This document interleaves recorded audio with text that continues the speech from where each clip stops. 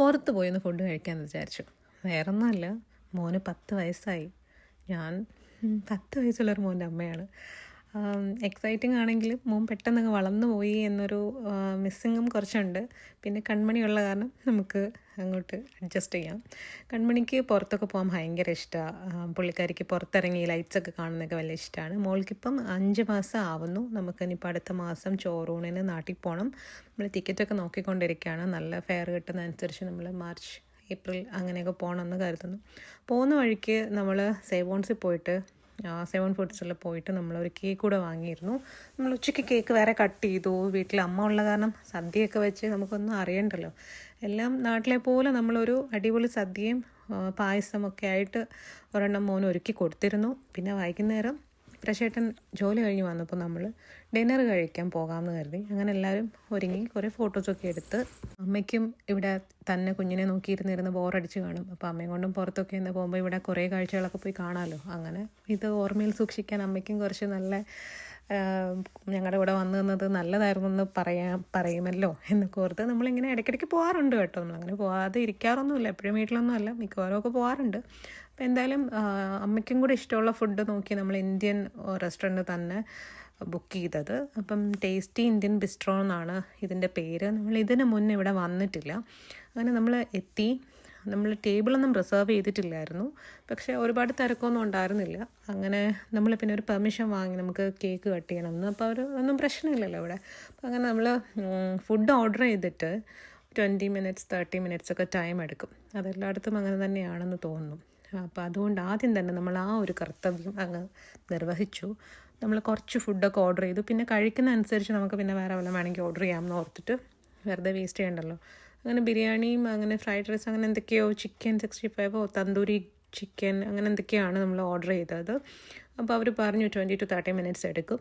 അപ്പോൾ ഞങ്ങൾക്ക് ഓക്കെ ആയിരുന്നു. കാരണം നമുക്ക് മോളെ ഒന്ന് സെറ്റിൽ ചെയ്യണം, പിന്നെ കേക്ക് കട്ട് ചെയ്യാനുണ്ട്. ഇതൊക്കെ കഴിഞ്ഞും പിന്നെ ഒന്ന് റിലാക്സ് ചെയ്ത് ഇരുന്നിട്ടൊക്കെ മതി എന്നായിരുന്നു. മോള് കുറേശ്ശെ വഴക്ക് തുടങ്ങി. ഇപ്പം നമ്മൾ അകത്തൂടൊക്കെ എഴുന്നേറ്റാണ് നമ്മളെ ലൈറ്റ്സൊക്കെ കാണിക്കാനും ഒക്കെ തുടങ്ങി.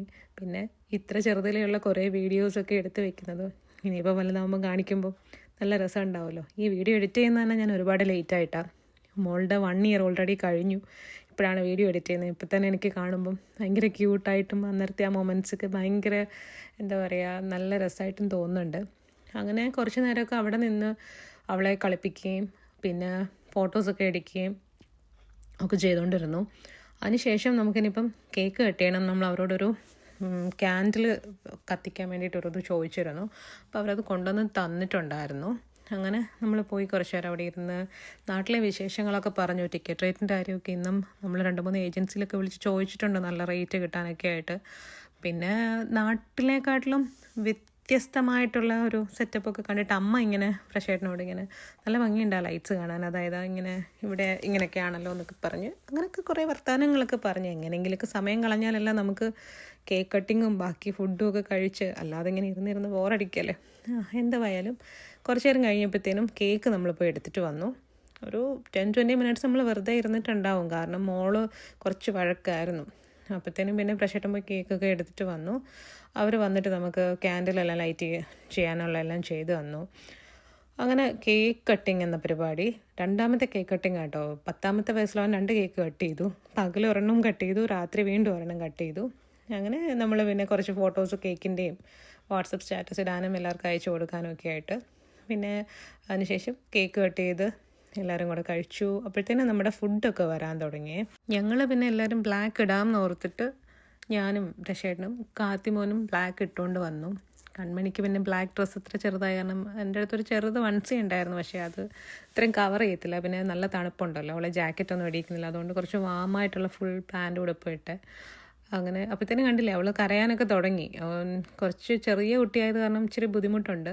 പിന്നെ അമ്മയുള്ള കാരണം എനിക്ക് പിന്നെ സമാധാനം, കാരണം എനിക്ക് സമാധാനമായിട്ട് കഴിക്കാം, അമ്മ നോക്കിക്കോളും. അങ്ങനെ പ്രശേട്ടൻ്റെ അടുത്തായാലും അവൾ കുറച്ചൊക്കെ ഇരിക്കും. അങ്ങനെ അമ്മ ഉള്ളത് കൊണ്ട് ഇങ്ങനെ ഞാനങ്ങ് രക്ഷപ്പെട്ടിരിക്കുമായിരുന്നു. പിന്നെ കേക്കൊക്കെ കട്ട് ചെയ്തു. മോൾക്ക് കൊടുക്കാൻ പറ്റത്തില്ല. മോൾക്ക് നമ്മൾ ചോറൂണ് കഴിഞ്ഞിട്ടില്ലായിരുന്നു. ഇനി അടുത്ത മാസം നാട്ടിൽ പോയിട്ട് വേണം ചോറൂണൊക്കെ നടത്താനായിട്ട്. ഇതൊക്കെ പറഞ്ഞിരുന്നപ്പോഴത്തേക്കും നമ്മുടെ ഫുഡ് വന്നു ഫൈനലി. അപ്പോൾ ഇതൊരു ബിരിയാണിയാണ് കേട്ടോ. ഞാൻ ഇങ്ങനെ ഒരു സംഭവം ആദ്യമായിട്ട് കാണുക. ഒരു ചപ്പാത്തി പോലൊരു സാധനം മുകളിൽ അത് അവരിങ്ങനെ കട്ട് ചെയ്തിട്ട് പാത്രത്തിലോട്ട് കുടഞ്ഞിട്ടപ്പോൾ തന്നെ നല്ല ബിരിയാണിയുടെ മണം. നല്ല അതിങ്ങനെ കുറേ നേരം അടച്ചു വെച്ചിട്ട് ആ തുറക്കുമ്പോൾ ബിരിയാണി ചെമ്പ് പൊട്ടിക്കുമ്പോൾ ഉള്ളൊരു മണമില്ലേ, അതേപോലെ ഒരു മണം. നല്ല ബിരിയാണി ആയിരുന്നു. അതിട്ട് ഒരുപാട് സ്പൈസി ഒന്നും ആയിരുന്നില്ല, അത്യാവശ്യം കഴിക്കാനും ഉണ്ടായിരുന്നു. അപ്പോൾ പിന്നെ പ്രശേട്ടൻ എന്തെങ്കിലും നമുക്ക് വേറെ ഓർഡർ ചെയ്യാമെന്ന് പറഞ്ഞ് ഞങ്ങൾ അപ്പറ്റൈസറോ അങ്ങനെ ഏതാണ്ടൊക്കെ കുറച്ച് നോക്കി. അമ്മയ്ക്ക് ഫ്രൈഡ് റൈസ് കിട്ടുമെന്ന് ചോദിച്ചു. പക്ഷേ അവിടെ ഫ്രൈഡ് റൈസ് ഉണ്ടായിരുന്നില്ല. അമ്മയ്ക്ക് ഫ്രൈഡ് റൈസാണ് ഏറ്റവും ഇഷ്ടം.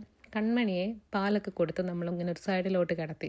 അവൾ കമന്ന് താഴെ വീണ് പോകത്തില്ല, അതുകൊണ്ട് പിന്നെ കുഴപ്പമില്ല.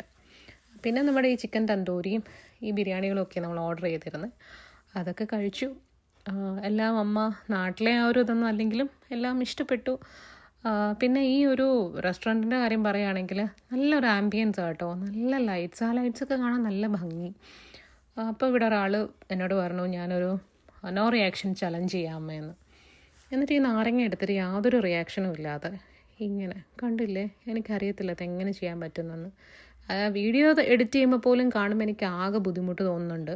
കാരണം അത്ര ഇതായിട്ട് അവൻ എന്നിട്ട് പറയുന്നുണ്ട് നോ റിയാക്ഷൻ ചലഞ്ച് എന്നൊക്കെ. എനിവേസ് അങ്ങനെ ഫുഡ് കഴിക്കലൊക്കെ കഴിഞ്ഞു. കൈ കഴുകി ഞാനും അവനും കൂടെ കുറച്ച് സെൽഫിയൊക്കെ പോയി നിന്നെടുത്തു.